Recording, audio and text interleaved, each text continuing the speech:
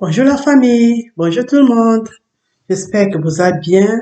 Makambo ezo bouger, makambo ezo marcher. Na côté na biso, ça va.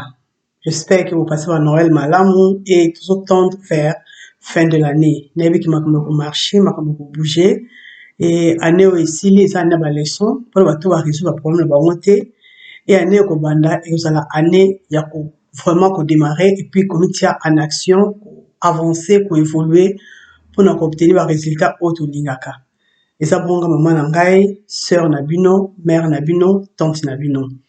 Naye toujours pour continuer livre na biso auto yokanaki ensemble, toujours travailler ensemble depuis un certain moment. Livre yango ezali intitulé Les secrets d'un esprit millionnaire.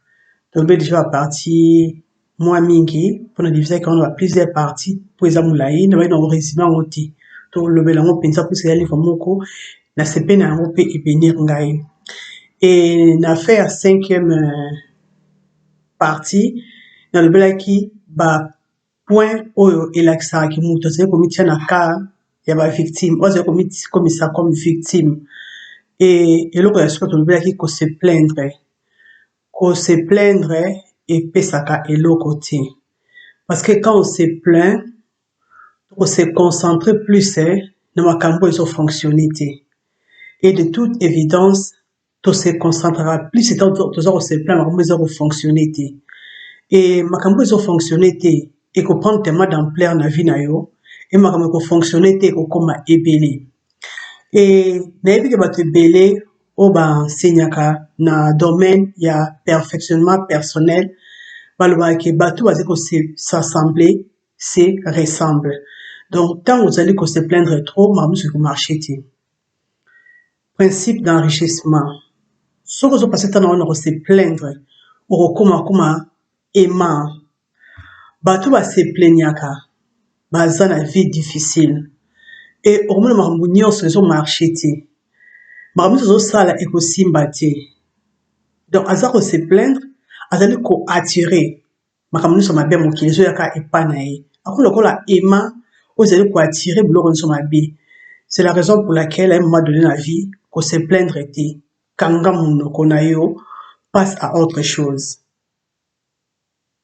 Soki olingi ozala épanoui na vie, ko passer vie na wana bato ko ba se plaignaka kaka te. Chose toza na ba problème, toza appelé bato to se confiaka, to ya ko expliquer problème na biso, mais ko koma habitude te. Ko koma habitude te, ce n'est pas bien. Tu vois? Parce que l'énergie négative, wana, ezara contagieuse. Oko réaliser ngo te au fur et à mesure yo kango, au fur et à mesure ko conditionner vie na yo, eza malamu te. Il faut qu'on réfléchir en fonction nango. Auteur alobi, faut to sa exercice pour changer vie na biso. Alobi mutu na mutu, ami pesa défi ou bien se lancer défi, à se plaindre te pendant un bon moment. Ko se plaindre bato sa entourage na ote, ko se plaindre ba mike te, zwa décision. Omoni, zwa décision. Premier et deuxième jour, on continue ko se plaindre parce que ezala no nature na ote. Mais soko ozwi yango, uti yango na babitite na yo, bandi ko s'imposer, suka okolongola milimo ya ko se plaindre. Ça ne vaut vraiment pas la peine. Et tango alansaki défi wana epai ya bato ya ko assister ba conférence na ye, retour bato ba pesa ki décision wana est transformée qui vit na bango. Vraiment soko lingo avancer bosana esprit ya ko se plaindre et ko sunga ote malheureusement ou ko attirer ba malheur. Vraiment tant nous le belango ngamo na numéro 00 ya ko se plaindre par maison marché te biso soit décision ensemble tout avancer pour tout le monde esprit wana eza ko faire reculer biso. Ko se blâmer, ko se justifier ba plainte et le corps ba pilile. Donc au fur et à mesure qu'on mélange et soulager na temps oyo zali après ba stress rozonga. Soko lingi ou avancer, ko rejeter ba blâme et puis ko se justifier, ko se plaindre na muto ba touté. Assumer, maison marcher c'est bon, ce qui ne marche pas, trouver ba solution de nos sala pour avancer. Et ça très important pour l'élévation et puis pour l'évolution na yo. Tobosana te, to créer la vie na biso biso moko, à chaque fois so benga réussite na vie na yo, ou bien pour repousser réussite na yo. Et ba fait, ba geste, ba décision zozwa, et so contribuer. Pour ça, c'est qu'on prêt à attendre ba secret pour permettre de surtout avancer. Toyo kayango ensemble. Ba victime ba riche, ba zalati. Est-ce qu'on comprend bien? Ba victime, ya ba riche, ba zalati. Soko moni mutu azali ko se plaindre trop, aza na mulongo ba riche te. Tu vois? Na kati ya mutolobi, principe d'enrichissement toro ko tirer zali que victime ba riche ba zalati. Entre-temps, cause la victime ekopesa yo eloko malonga te. Bato mingi batiaka mpesa la victime pour attirer attention. Est-ce que attention yango eza important? Est-ce qu'on peut savoir le malonga? Est-ce qu'on peut permettre d'avancer? Il faut qu'on réfléchisse, qu'on va pourquoi, tant on sait qu'on met la personne à la victime, ou qu'on attirer attention à bateau, et qu'on peut savoir l'autre. Bateau, ça a besoin de résoudre le problème, pour aider, pourquoi aider avant de temps où ça bien? Pourquoi soutenir un projet dans le temps où ça bien? Il faut qu'on réfléchisse, il faut qu'on pense, vraiment, en dingue, l'homme bani, sur le lieu au matin, sur le lieu s'évoluer, l'homme la victime. Très important. Parce que si on tient mulongo ya la victime, on se commet na merci ya batu nyonso. N'importe qui a ko bana yo, n'importe qui a son point de vue na ye, n'importe qui a ko pesa argument, ozanga même moyen kozala yo. Pourquoi? Parce que ozana mulongo ya victime, n'importe qui a pesa leçon morale. Même amour a pesa mana, et ça pensa amour te, hein. Tu vois, ngana benga ngwa amour te. Soko lingi ozala bien, kozala victime te, oko réussir mieux, ozala épanoui, peut retrouver amour na vie na yo. Pour battre ba confondaka amour na attention, eza na rapport te. Amour eza lo mususu, attention eza lo mususu. Vous comprendre? Il faut qu'on réfléchir, vraiment et lo nini ozala ngo besoin pour na élévation et puis pour na évolution na yo. Dans vos décisions pour dissocier amour na attention, au kumene fi na ndongo lingaka pe obtenir eloko za ngo besoin na vie na ndenge yo lingeli. Vraiment que bo santé que la victime riche va exister.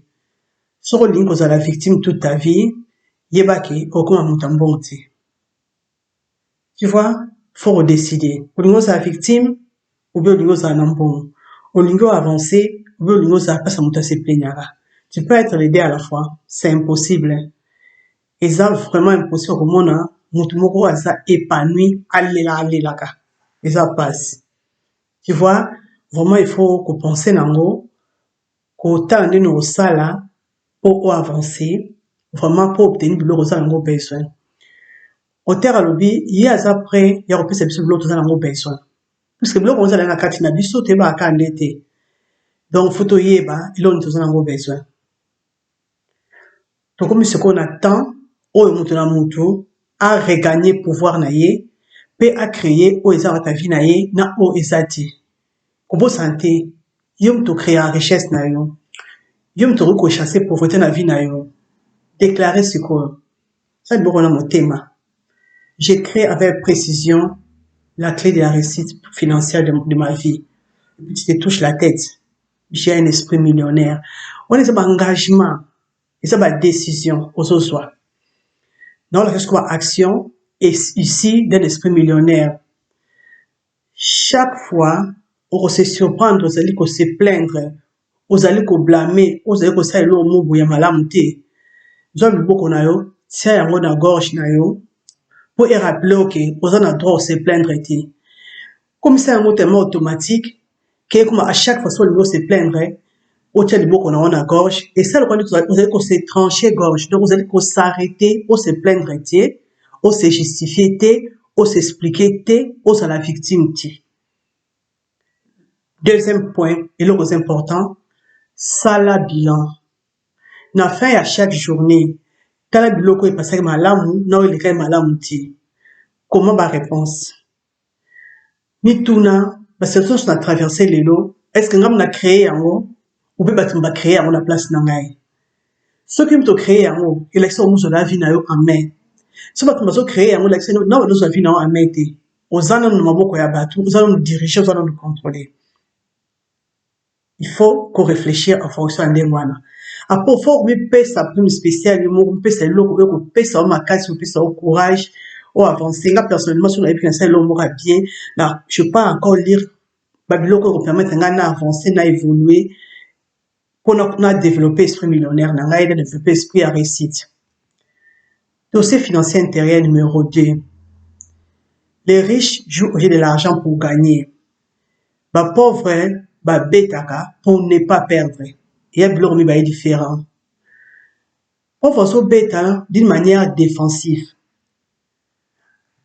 Vraiment, tant que ça les cambo d'une manière défensive, on va profiter dans le temps. Osa par exemple na combat, osa au bunda catch. Tant au bunda catch, au lieu au bunda, yoso osa se défendre. Au fur et à mesure de se défendre, il y a moins de chances au gagner. D'ailleurs, na ba pauvre, ba betaka loto pour ba perdre té. Donc, on va mettre à l'autre de manière défensive. Alors que riche temps à bêta pour gagner. Pour avoir un objectif clair, à poursuivre. À une intention claire pour y aller là. But naïe, ezali qu'on nager, na richesse, peine abondance. Ce n'est pas avoir un peu d'argent, mais avoir beaucoup d'argent. But à pauvres années. À mon en a assez pour payer les factures. Donc, déjà, pour payer la facture, comment expliquer au fond d'accord pour payer 4 factures et bon vient en revue en camp.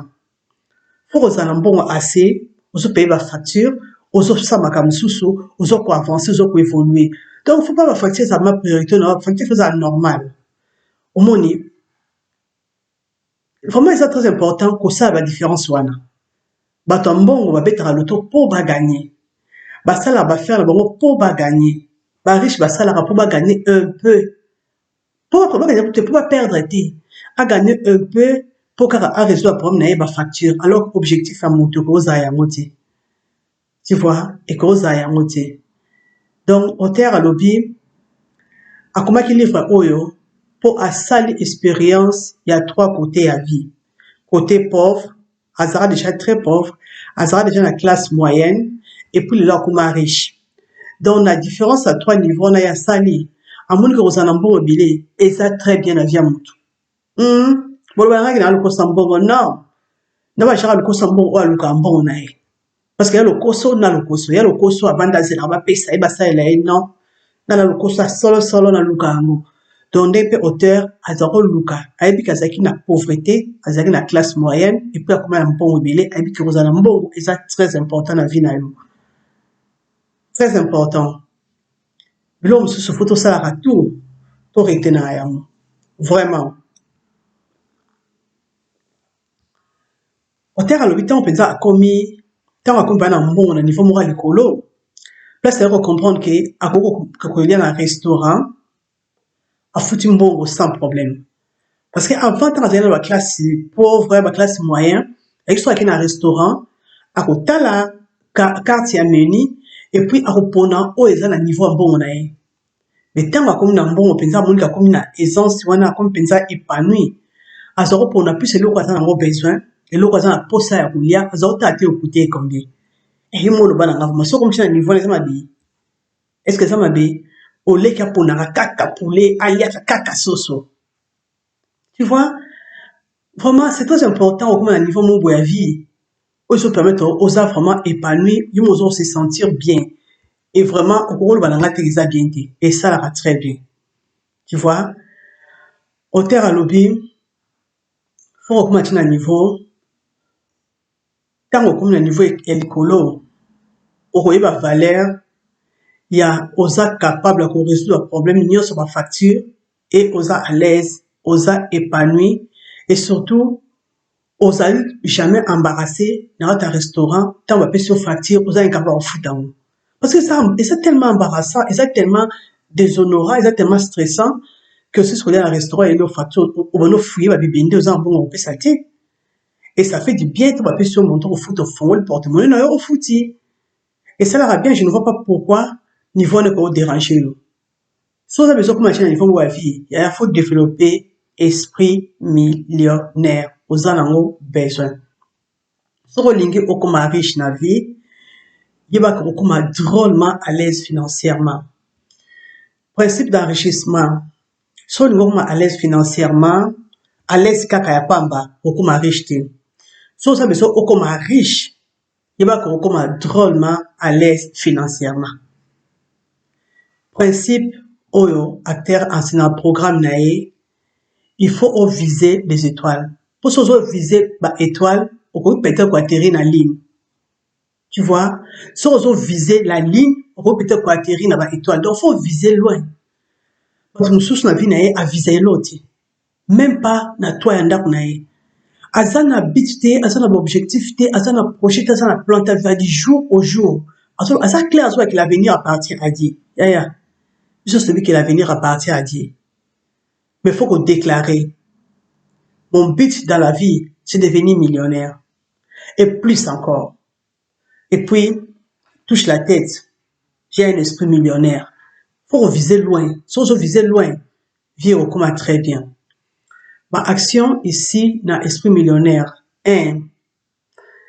Noter des objectifs financiers oyo et sur le banayo au générer mbongo. Noter bateau et je vais pouvoir gagner. A. Revenu annuel. B. Valeur nette. Comme ça, l'objectif est réalisable, n'a tamoko précis. Vise des étoiles. 2. Quand un restaurant chic, vanda, commander plat, quand tu as tout ce coûté au combien? Commander plat, lia, fouta. Comparable le relier à tous les chutés. Comment ça a changé le niveau? Dossier financier numéro 3. Bah riche, bah s'engage en pas comme un riche. Bah pauvre, bah so linga bah comme un riche. Oui, puis so do tout na bah tumingo tout na yo, so bah comme un riche. À mon tour, m'tali boma. Ah, mais bien sûr, non comme un bon. Mais vérité zanini, bah te belé, bah na poso comme un bon té. Pour na nini. Parce que bah ça bah loko belé à négatif na kati na bango. Donc bah dossier négatif na intérieur na bango. Baza ba doute ebele. Baza makambo ebele oyo balinga okomela na mbongo te. Ba inconvénient oyo bato wana babepesaka po bakoma riche ezani. Bapesa ba réponse nini. Ebele omona azoloba. So na komi na riche lelo, na perdre nyonso après, na ozala vraiment perdant. Est-ce que bato, so na komi na mbongo ebele, so bato olinga mbongo na ngai. En plus, l'État a aussi une taxe. Et ça, nous allons bien que nous allons bien. Un jour, on perd de santé dans l'école, on sait pour travailler trop. Famille n'angai, bon, le balanga qui comme na bongo bien, soit on a le lendo, soit on a le fundo, nous sommes linga aussi un bongo. Tu vois, nous sommes quelqu'un tout soit bien bayo ibangai. Bana ko kidnapper bango. Et ça, tous les responsabilités aux anambongo, ko gérer mbongo, ça nous allait belé. Faut nous dire, nous ko investir mbongo. Faut nous se soucier de la stratégie fiscale, la stratégie de protection à bien. Faut nous engager comptable. Il faut nous foutre un mbongo belé, les fardeaux. Au soit, bah, régiment, oh, bah, tu vas pousser pas comme un mbongo te. Et ça va faux un régiment. Ça va dossier en déngwana ya comme un mbongo te. Bah, dossier wana, oyo, et ça la carte na biso. Ça renforce nos croyances. Ça renferme même ma clé. Oyo ezali ke moyo ke musika ezate. Ozali na message na kati ya richesse, na kati ya mémoire na concernant richesse ya malamu te.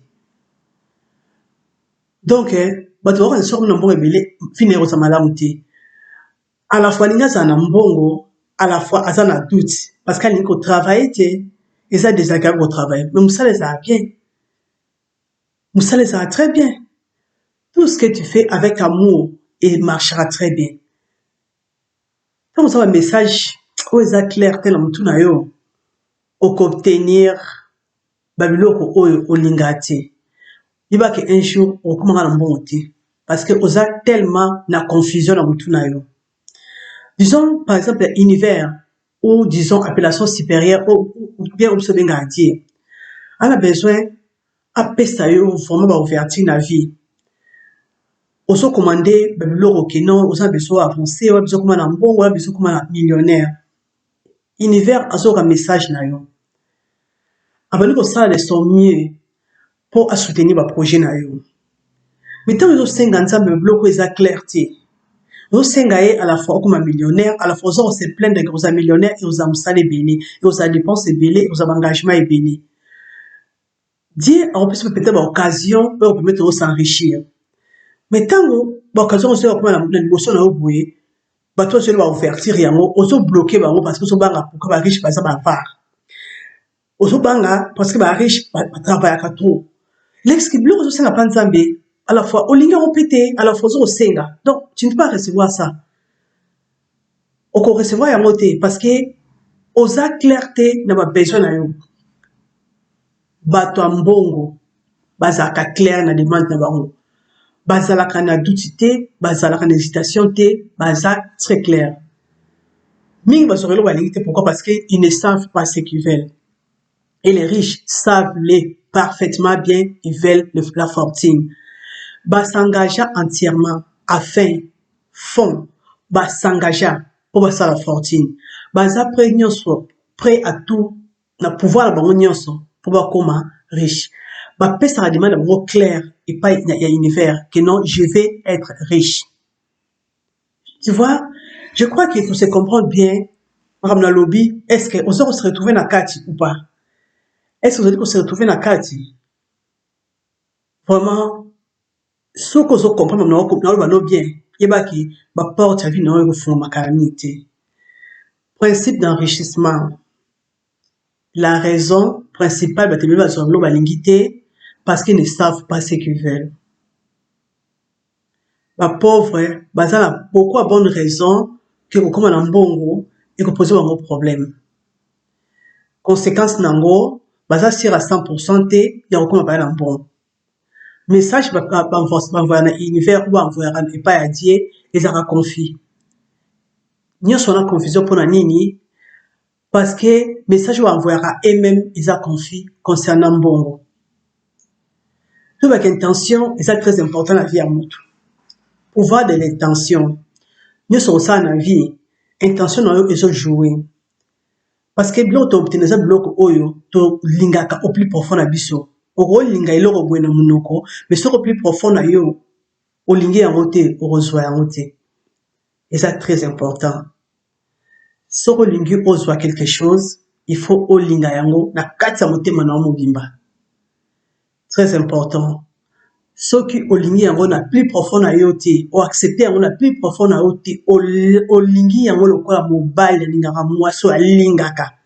Oko obtenir yango te. Très important. Vous allez tellement inconscient, vous allez tellement limité parce que richesse intérieure n'a pas développé. Examinons de plus près. Dans la vie, toi, on a 3 niveaux. Il y a vouloir. Et le bosso, je vais être riche. Et là, c'est que, donc, je le prendrai sur ma pessingango et il est déjà bon.